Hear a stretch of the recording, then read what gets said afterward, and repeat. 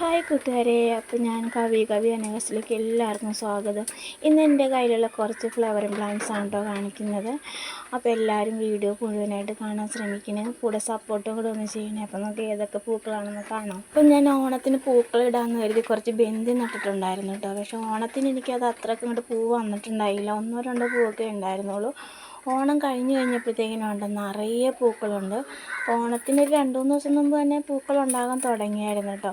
ആ മഞ്ഞയാണ് എൻ്റെ കയ്യിൽ കൂടുതലായിട്ടുണ്ടായിരുന്നത്. ഞാൻ വിചാരിച്ചിരുന്നത് ചുമന്ന കളറ് ബന്ദി ഉണ്ടായിരുന്നില്ല എന്നിട്ട് വിചാരിച്ചത്, എന്നാൽ 2 ചോടി ചുമപ്പായിരുന്നു കേട്ടോ.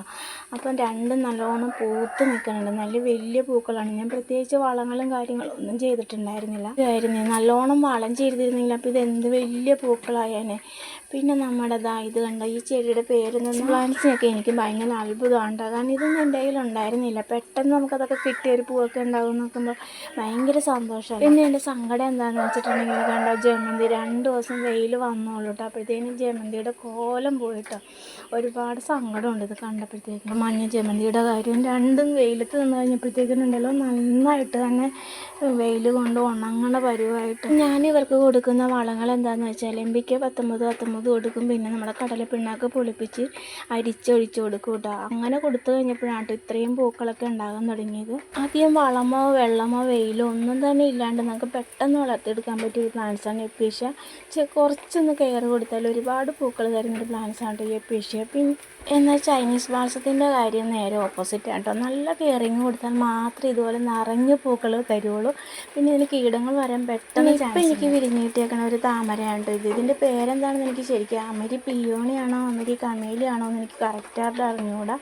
എന്നാലും ഒരുപാട് പൂക്കൾ തരുന്നൊരു ലോട്ടസാണ് കേട്ടോ ഈ അമേരിക്ക. നമ്മുടെ ഗാർഡനിൽ ഒരു താമരയെങ്കിലും വേണമെന്ന് ആഗ്രഹിക്കുന്നവർക്ക് മേടിച്ച് വെക്കാൻ പറ്റിയൊരു ലോട്ടസാണ് കേട്ടോ അമരി പിയോണി. പെട്ടെന്ന് പിടിക്കുകയും ചെയ്യും, പെട്ടെന്ന് ഒരുപാട് പൂക്കളും തരും. ഇത് കർണയാണ് കേട്ടോ.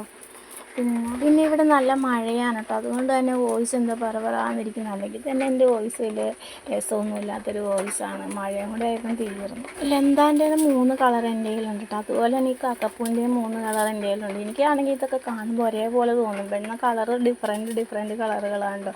പിന്നെ ഞാൻ ആദ്യം പറഞ്ഞ പോലെ തന്നെ ഇതിൻ്റെ ഇലകൾക്കാണ് വ്യത്യാസം. എന്നാൽ പൂക്കളൊക്കെ എല്ലാത്തിൻ്റെയും ഒരേപോലെയാണ്. എല്ലാത്തിൻ്റെ എല്ലാ 2-3 ടൈപ്പിൻ്റെയൊക്കെ പൂക്കളെല്ലാം റെഡ് കളറാണ്.